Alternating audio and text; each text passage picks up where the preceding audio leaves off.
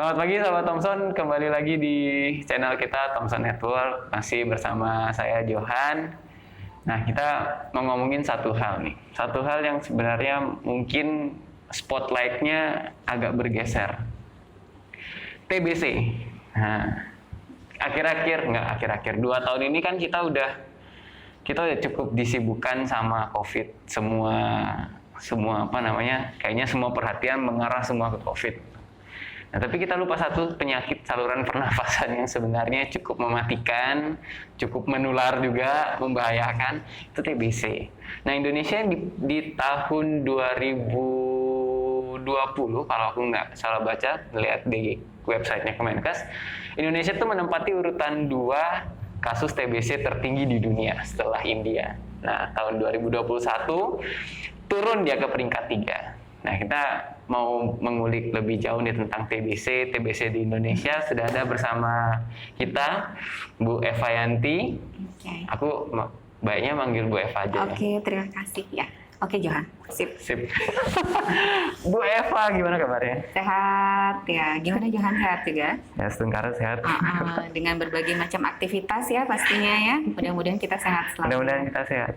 Oke. Ya, tadi mau saya perbaiki sedikit. Jadi memang benar, masih di posisi 2. Jadi di awalnya tuh posisi 3. Oh, iya ya. Oke, di posisi 3. Sekarang tuh kita jadi kalau saya bilang bukan prestasi ya, penurunan jadinya kita. Posisinya 2. Sudah saya cek kembali datanya, memang betul ya, di TB Report 2021 kita masuknya ranking 2. Nggak enak ya? Nggak enak sih. Aduh. Kalau biasanya ranking 2 itu runner up Ya, bagus runner ya. up bagus lah. Ini runner up kasus tertinggi itu nggak enak. Satunya apa, Bu? Nomor 1-nya India. Sudah nggak? Jadi kita melewati Cina ini. Oh, kita melewati Cina. Dulu awalnya kan kalau nggak salah 2019 atau 2018 itu posisi ketiga India dulu, Cina, baru Indonesia. Terus sekarang kita naik lewati Cina. kita penyakit kayak gitu lumayan ini loh, 10 besar, kayak selalu metabolik, kanker, kardiovaskular, penyakit menular, penyakit tidak menular, ya. Kita biasa suka di 10 besar. Memang kompetitif sekali negara kita nih. Kompetitifnya tapi nggak enak ya. Enak. Nggak, tapi memang penyakit negara berbunga. Ya, negara berbunga ya, berkembang.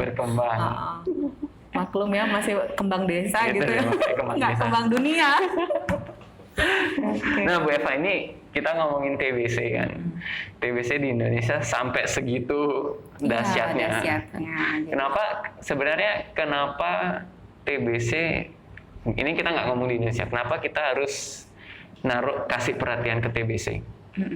Dan ini kan COVID lagi naik-naik. Bukan lagi naik-naik, emang udah naik kan. Semua perhatian lagi ke COVID. Gimana kita melihat TBC ini? Ya. Jadi karena kondisi pandemi ini sebenarnya bukan sedikit ya, mempengaruhi cukup banyak dalam penanggulangan TBC. Jadi sebenarnya penanggulangan TBC ini sudah dari zaman dulu ya, sudah diprogram mulai dari 2010 naik lagi sampai sekarang mau dari program eliminasi TB oleh Presiden Jokowi itu harapannya di 2030. Sedangkan kalau dari dunia 2050 ya untuk program eliminasi TB-nya. Tapi kita itu yang SDG itu. Iya, SDG-nya untuk yang di dunia. Nah, sedangkan karena melihat kondisi pandemi, akhirnya penemuan kasusnya yang awalnya itu berapa ya kalau nggak salah ya, sekitar 500.000 ya. Nah, sekarang di 2019 itu. Kemudian di tahun 2020 itu malah turun jadi 300.000 gitu. Jadi kan cukup drastis ya, jumlah penemuan kasusnya rendah begitu. Nah, jadi karena kondisi pandemi inilah penemuan kasus TB-nya jadi menurun begitu ya. Kemudian peran serta dari penemuan kasus secara aktif oleh kader seperti itu, kemudian mereka datang ke puskesmas ataupun ke pelayanan kesehatan juga mungkin ragu, takut. Akhirnya tidak tertangani lah dengan baik ya, tidak bekerja secara optimal lah jadinya. Makanya sempat turun peringkat. Turun peringkat. Itu mungkin karena kasusnya kasus tidak terdeteksi. Tidak terdeteksi. Sama kayak gitu. COVID. Sama kayak COVID. Nah, ini juga jadi hambatan ya untuk penanggulangan TB ini. Harusnya mungkin apa ya istilahnya? Sebenarnya ada program investigasi kontak loh dari program TB itu. Cuma memang tidak segencar COVID. Ya. Karena kalau virus mungkin dengan kita berdekatan mungkin apalagi Omikron begitu yang kemarin. Jadi cepat sekali. Kalau TB dia masih ada TBC ini progresif. Progresif ya. Jadi tidak begitu langsung terlihat begitu ya gejalanya, begitu dia bertahap begitu. Nah, itu mungkin yang tidak terasa urgent begitu. Padahal kasusnya masih tinggi gitu. Padahal sama loh penularannya itu. Sama. Kan sama-sama droplet, airborne dan lain-lain. Betul sekali. Ya. Mudah-mudahan sih ini ya tidak gimana yang bisa kita segera tuntaskan lah ya. Nah, TBC. Iya. Mungkin supaya teman-teman sahabat Thompson juga tahu ya tentang TBC. Mungkin bisa dijelasin dikit. Oke, TBC, tuberkulosis ya. Orang dulu nyebutnya TB ya. Banyak yang nyebut TB karena karena pandangannya TBC selalu masih stigmanya masih negatif begitu ya, karena itu mengenai penyakit orang miskin begitu ya, batuk berdarah, jangan dekat-dekat gitu. Iya. Jadi kalau udah dengar kata TBC, semua orang pada menjauh begitu. Bergantilah nama ya menjadi TB begitu ya. Tapi kita harus sadari sebenarnya itu sama gitu, tuberkulosis gitu ya. Penyebabnya adalah bakteri ya, Mycobacterium tuberculosis ya. Kemudian dia ini bisa ditularkan ya dari droplet sama kayak COVID ya, dari batuk kita bicara, kemudian dari batuk, kemudian dari kita berbicara atau bersin seperti itu. Nah, itu droplet itulah yang menyebar di udara bertahan 1-2 jam. Gitu. Kemudian kalau dia kena sinar matahari ultraviolet, kuman bakteri TB itu bisa langsung mati. Gitu. Oh iya.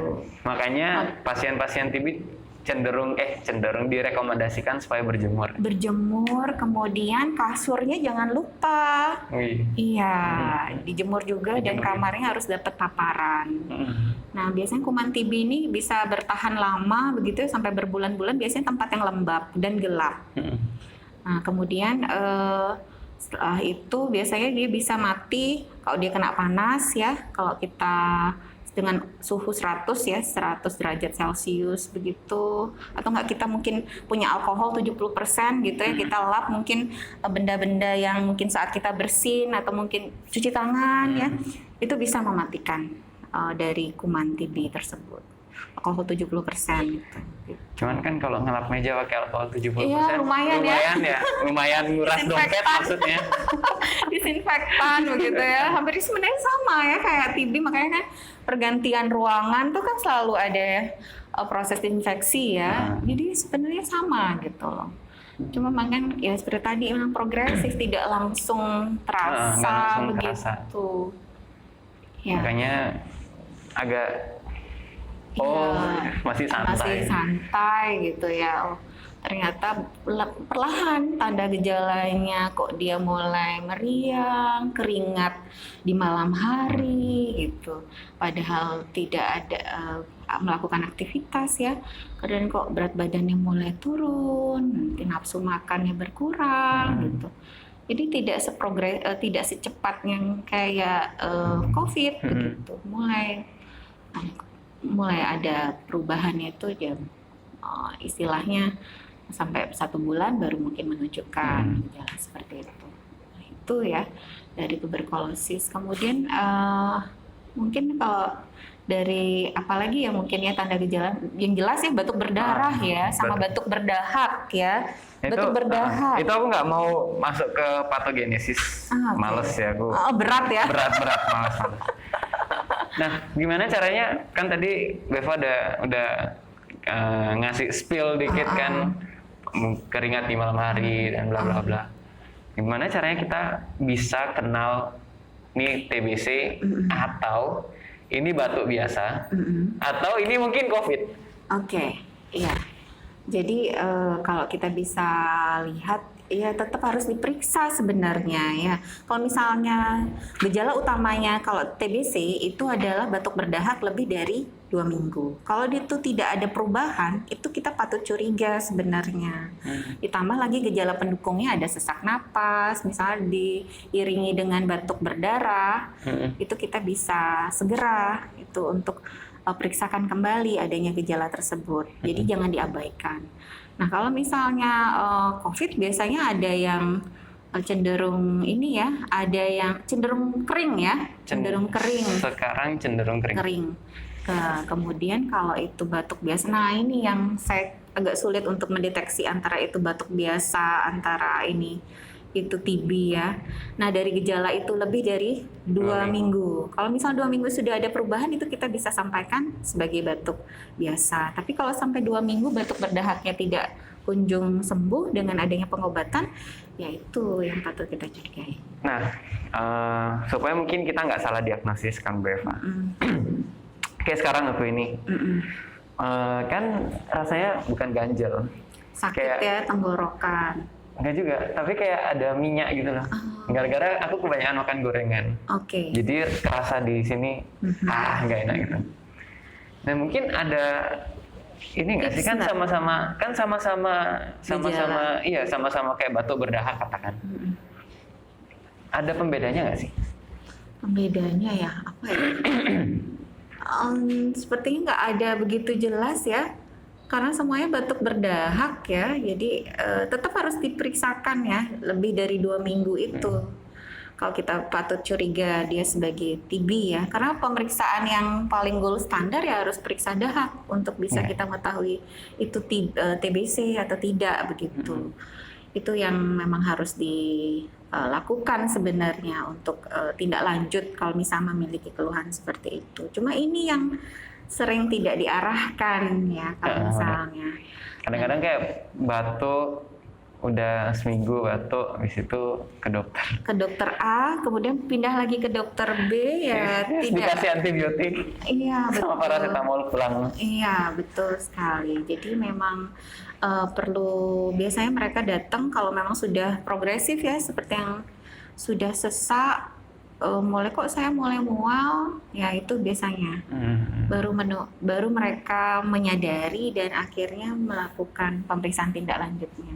Karena memang kalau periksa dahak yang secara umum ya, batuk berdahak, karena hampir sama dianggap sebagai ISPA seperti itu ya, infeksi saluran pernafasan akut begitu ya di diagnosanya. Jadi penanggulangannya sama untuk mengatasi keluhan begitu. Tapi kalau dibarengi dengan gejala tambahan, nah ini harus segera diperiksakan gitu. Kayaknya memang ada di keluhan penyerta deh. Iya, karena kalau saya bilang Indonesia ini sudah wilayah yang semua pasti pernah terpapar ya kuman tuberkulosis ini. Cuma sekarang bagaimana daya tahan tubuhnya, kan begitu ya.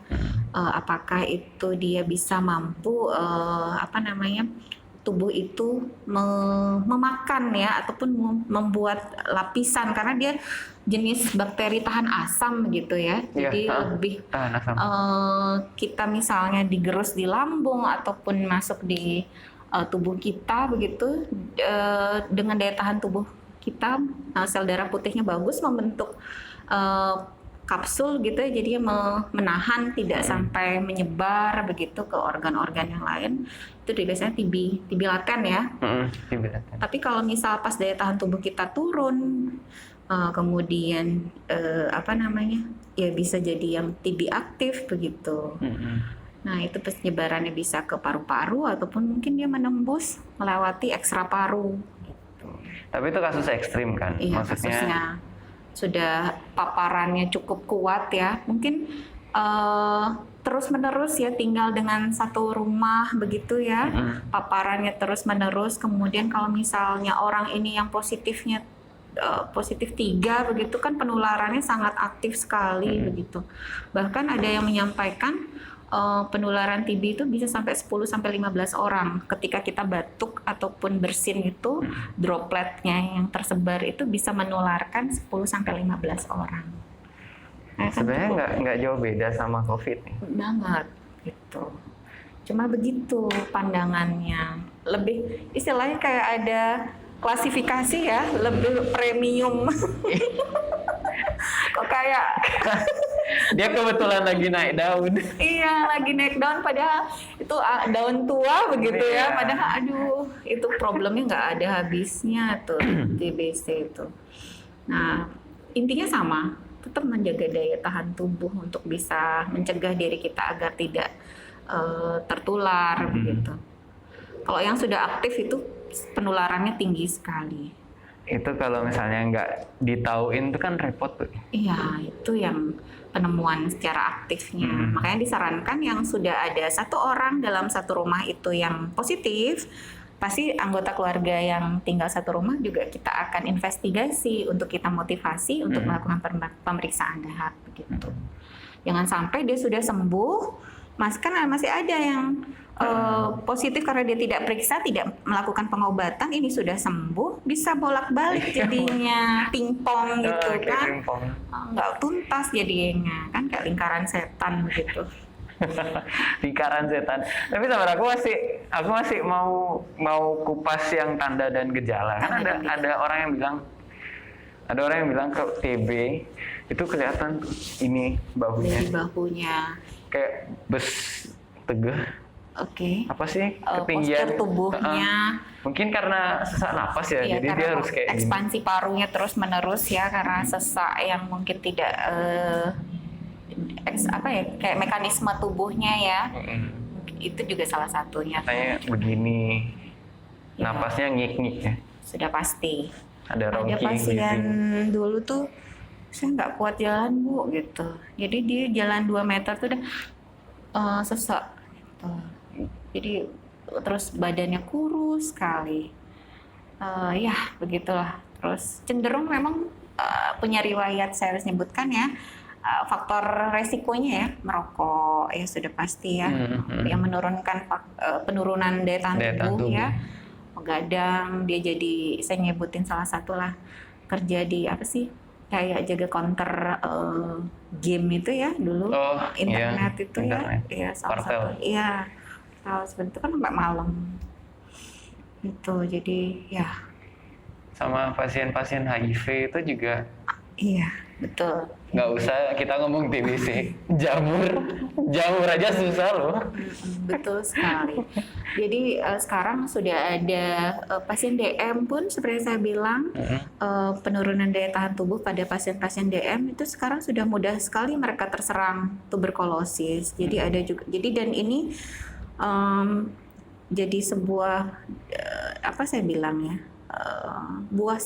permasalahan yang cukup berat begitu.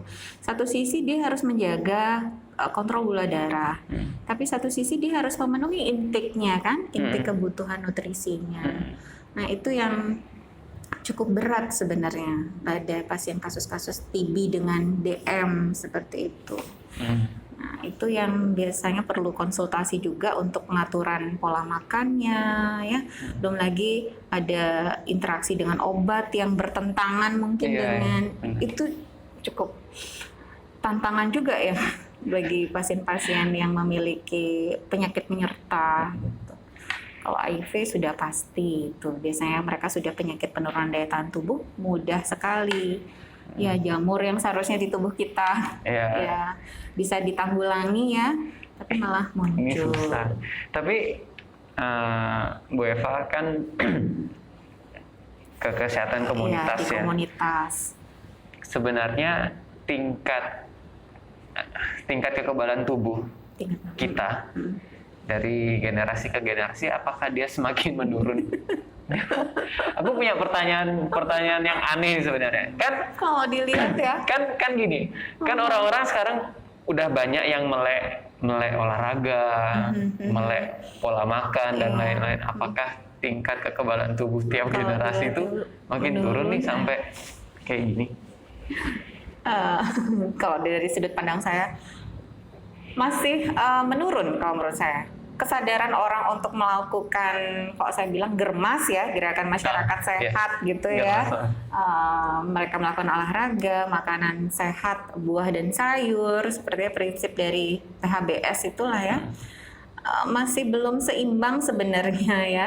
Masih ada orang-orang yang mungkin kurang ya kesadaran, mungkin terutama dalam aktivitas yang tinggi ya, tingkat stres seperti itu juga mempengaruhi. Akhirnya karena stres, mungkin dia berpikir saya sudah bekerja, bolehlah saya menyenangkan diri begitu Oh, akhirnya. iya. Oke, terpola lah akhirnya.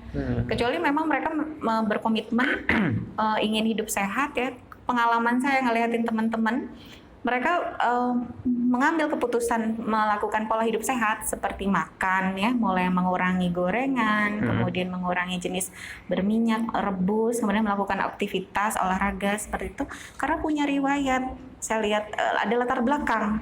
Apakah itu keluarganya dengan penyakit ya, dia tidak mau, mungkin ada yang kena sakit stroke, mungkin dia lihat orang tuanya ada yang kanker dan dia mungkin menyadari saya memiliki kecenderungan juga kan, jadi mereka berperilaku seperti itu karena beberapa hal begitu.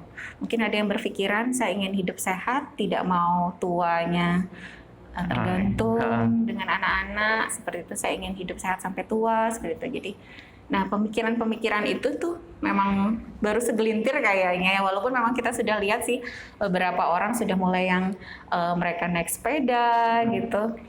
Nah, saya nggak tahu tuh apakah naik sepeda Dia paginya naik sepeda. tapi habis itu nongkrongnya beli siomay. Siomay-nya habis itu ntar ketemu lagi sama nasi kuning. Beli lagi nasi kuning. Jadi ya itu juga terjadi juga sih sama saya ya. Emang kita susah. Ini memang perlu memang perlu komitmen, memang kesadaran diri memang continue begitu termasuk. Jadi ya semua berawal dari pola hidup sehat ya. Kalau kita nggak seperti itu ya nanti menabung lah ya, kalau kita nabungnya sudah bagus, hasil yang nanti kita petik juga lebih baik. Iya, harusnya. Soalnya kayaknya banyak orang gampang sakit sekarang tuh. Iya, betul. Dan nggak hanya TB aja ya. Nggak hanya TB aja. Penyakit Pilek. tidak menular. Tiba-tiba waktu mau divaksin kok nggak bisa seperti itu ya. Ternyata tensinya 180. Baru mereka menyadari.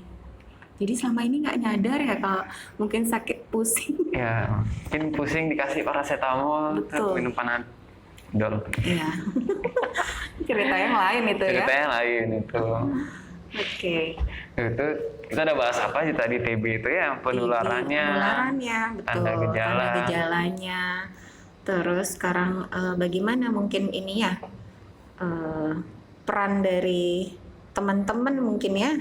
Sebenarnya cukup banyak sih, peran pemerintah tuh sudah cukup besar sekali ya. Pengobatan TB itu gratis. Ya. Dilaporkan, yang pertama harus dilaporkan dulu ke puskesmas memang yang menjembatani. Ini kita mencegah TBC, penularan TBC dari kita dulu. Betul, dari keluarga, dari yang terkecil dulu, individu, keluarga. Kemudian skop yang lebih besar adalah ya peran dari Banjar mungkin ya, sampai desa seperti itu, kelurahan, skop yang lebih tinggi, kabupaten, pemerintah sebenarnya sudah cukup bagus tertata rapi sebenarnya program penanggulangan TB ini. Cuma banyak hal yang belum berjalan secara optimal ya, baik itu mulai dari komitmen yang di tingkat daerah mungkin ya, ketika baru ada program mungkin baru berjalan. Tapi ketika program itu sudah mulai ditinggalkan, dalam artian sudah dilihat kemandiriannya mungkin pelan-pelan, pemberdayaannya dikurangi begitu ya, dilepas begitu ya, pendampingannya akhirnya mulai lepas begitu juga. Contohnya seperti yang saya bilang, kader untuk penemuan kasus TB yang diadakan di setiap puskesmas itu pasti punya mereka kader penemu kasus TB begitu. Nah, ketika ada program pendampingan dari pemerintah maupun mungkin dari beberapa LSM begitu, mereka semangat. Tapi ketika pelan-pelan dari pihak LSM itu sudah melihat mereka sudah cukup mandiri dalam penemuan kasusnya, begitu mulai perlahan melepaskan, ya terlepas juga akhirnya tidak jalan lagi. Jadi itu juga yang salah satu kenapa kendala penemuan kasus. Ada juga yang mereka sudah didiagnosa TB, untuk melakukan pengobatan tidak hadir saat pengambilan obat, saat kontrol. Karena rata-rata pengobatan TB yang mereka minum selama 2-1 bulan itu sudah menunjukkan adanya perubahan ya, sudah tidak meriang, mereka sudah merasa lebih segar, berat badan, nafsu makan sudah bagus, berat badannya naik. Mulai mereka buat apa sih minumnya tebal-tebal, gede-gede, terus tiap hari 2 tahun. Belum lagi yang dengan resistensi kan gitu dia, udah nggak usah lah gitu. Nah itu yang memang akhirnya juga terjadi resistensi obat ya.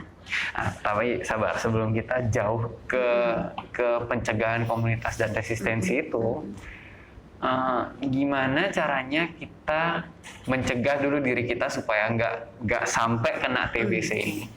Jangan sampai, ya melakukan pola hidup sehat, itu aja sih sederhananya kan.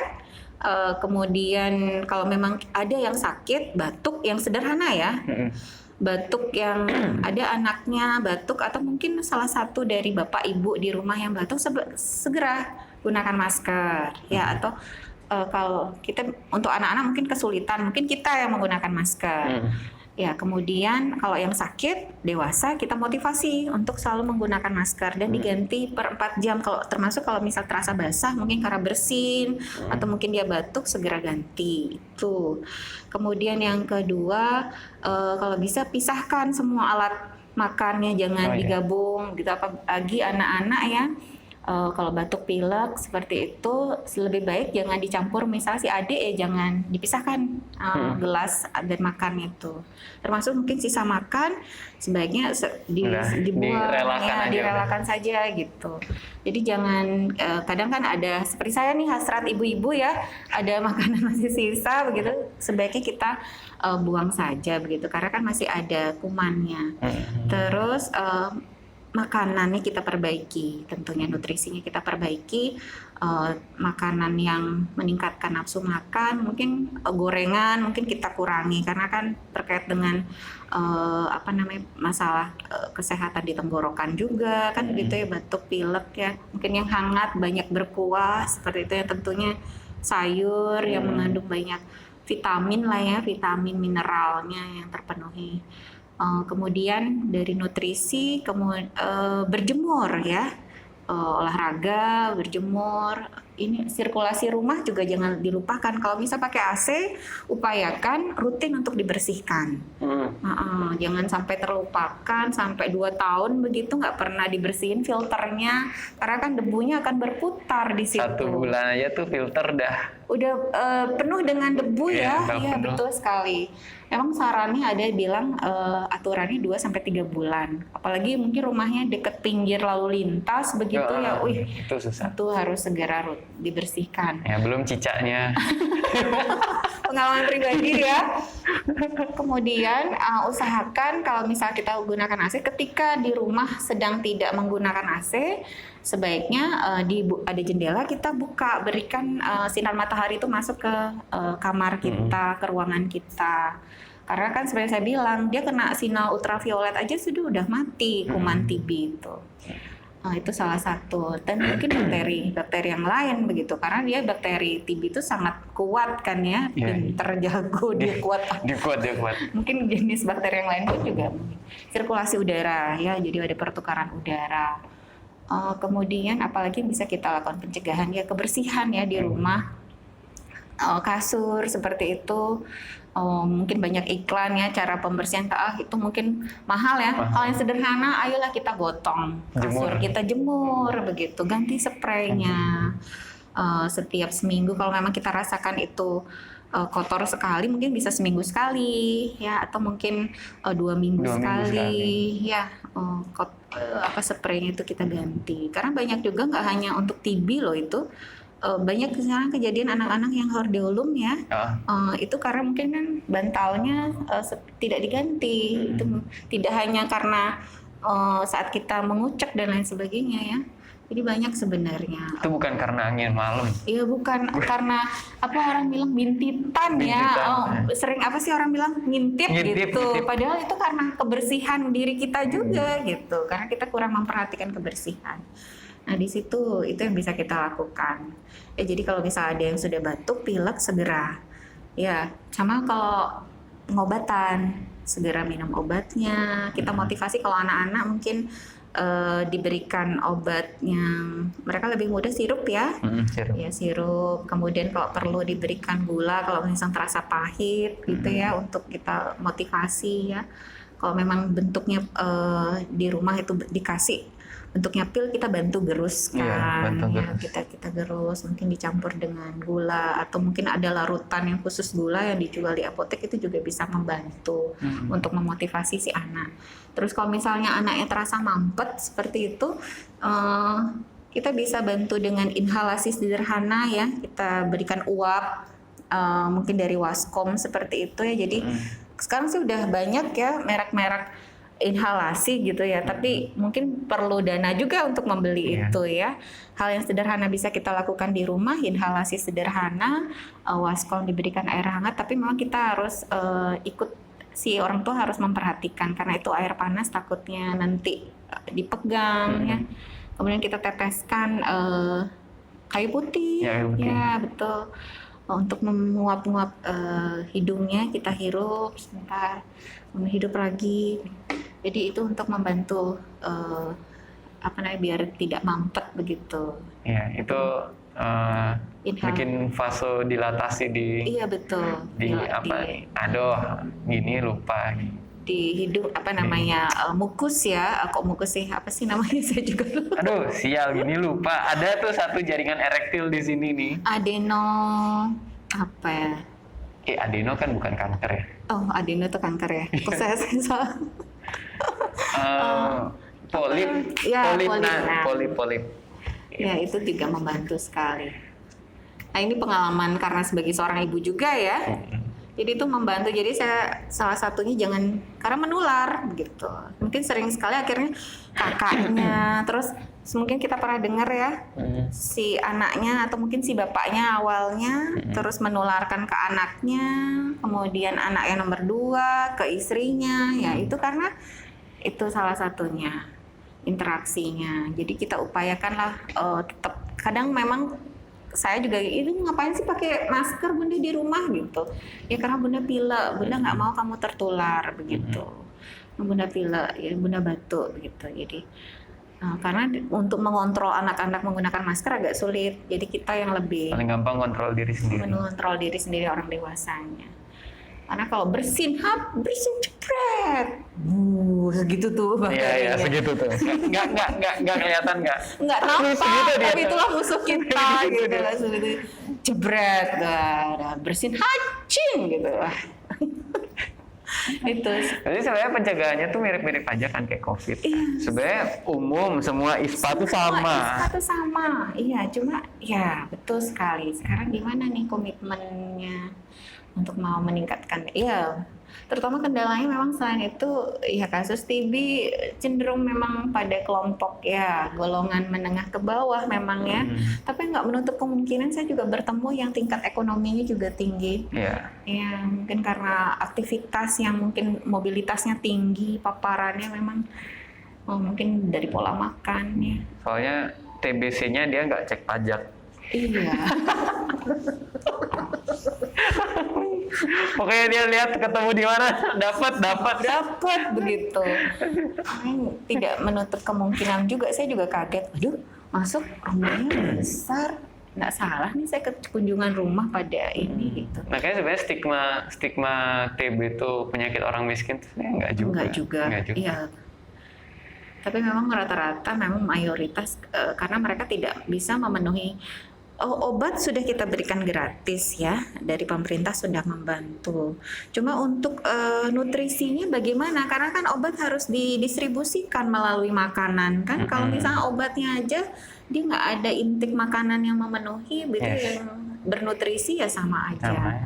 Memang lintas sektoral makanya dibilang kan salah satu program penanggulangan itu nggak bisa dikerjain oleh orang kesehatan aja, tapi harus keterlibatan dari, kalau memang misalnya seperti kemarin saya positif seperti itu, ada tetangga yang ngasih, sampai ada yang ibu dapat bantuan seperti itu ya, paket seperti ya selama isoman gitu ya kan, ada dapat sembako. Nah seharusnya TB pun juga seharusnya begitu. Tunggu, ibu dapat sembako?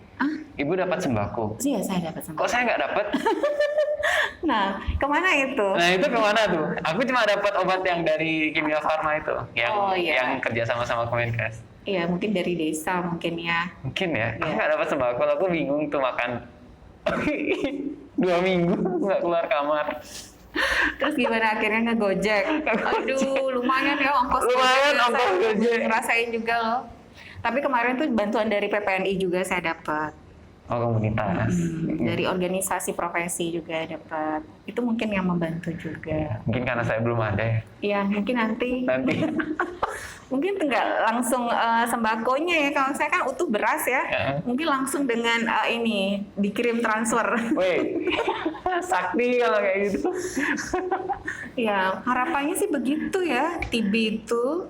Nah itu yang belum. Itu belum tuh. Akhirnya kemarin karena saya itu program masih sekolah, jadi saya kasihan karena naluri kita mau membantu, ya saya membawa beras buat kunjungan rumah itu juga sekalian gitu. Ini sabar, sebelum kita ke situ ya, ini kita closing dulu mending. Oke. Nah, kita closing dulu. Nanti kita punya satu bagian yang buat itu sendiri. Nah, kita rekap lagi. Jadi TB itu sebenarnya penyakit yang juga berbahaya sama kayak COVID.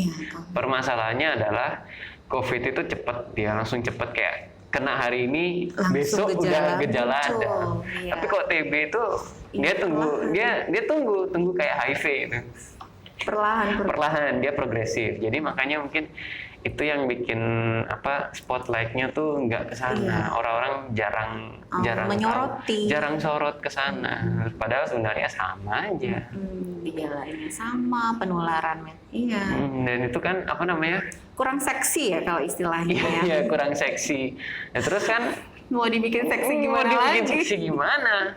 Orang pengobatannya juga lama 2 tahun. Ya, untuk yang resistensi. Yang enggak aja tuh paling enggak 6 bulan, setahun kan lumayan. Yang sensitif obat itu 6 bulan, yang resistensi. Nah, belum lagi efek samping yang ditimbulkan. Itu penuh perjuangan sekali. Bu Eva, ini gimana Bu Eva? Kok kencing saya warnanya merah Bu Eva? Kencing warna. Itu gara-gara obatnya itu. Benar. Gitu. Jadi kalau syukurnya ada teknologi WA ya, bisa nyebut merek nih. Jadi sangat membantu untuk berkomunikasi di situ. Jadi kan sekarang harapannya bisa digitalisasi juga membantu. Jangan sampai karena alasan itu dia nggak bisa pengobatan gitu. Oke, sebenarnya teknologi kan udah cukup membantu kita. Udah kita closing dulu. Tuh, sahabat Thompson, sebenarnya TBC, tuberkulosis itu juga patut kita waspadai. Nah, kita juga sekarang kan semua orang udah melek penyakit ISPA. Kalau punya gejala paling nggak batuk berdahak selama 2 minggu, ada keluhan sesak napas lah dan lain, mual terasa, habis itu penurunan berat badan, nggak nafsu makan, mungkin sahabat Thompson sudah harus segera cek. Tapi sekali lagi jangan self diagnosis. Tetap kita harus mengunjungi pelayanan kesehatan supaya kita dapat diagnosis pastinya. Nggak boleh self diagnosis. Iya, betul sekali. Tuh, tetap jaga kesehatan, olahraga, makan makanan yang benar. Itu untuk menjaga balik lagi Iya, daya tahan tubuh kita. Iya. Tuh.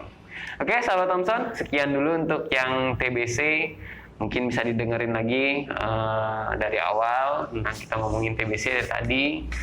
Nah, udah itu aja. Nanti kita akan ketemu di video selanjutnya. Jangan lupa kalau video ini suka, bermanfaat, bisa di like, bisa di share. Mungkin ada teman-teman yang mungkin ada batuk-batuk, itu boleh di share supaya menambah pengetahuan lagi. Gitu. Oke, sahabat Thompson, kita akan kembali lagi di video-video kita selanjutnya. Bye bye.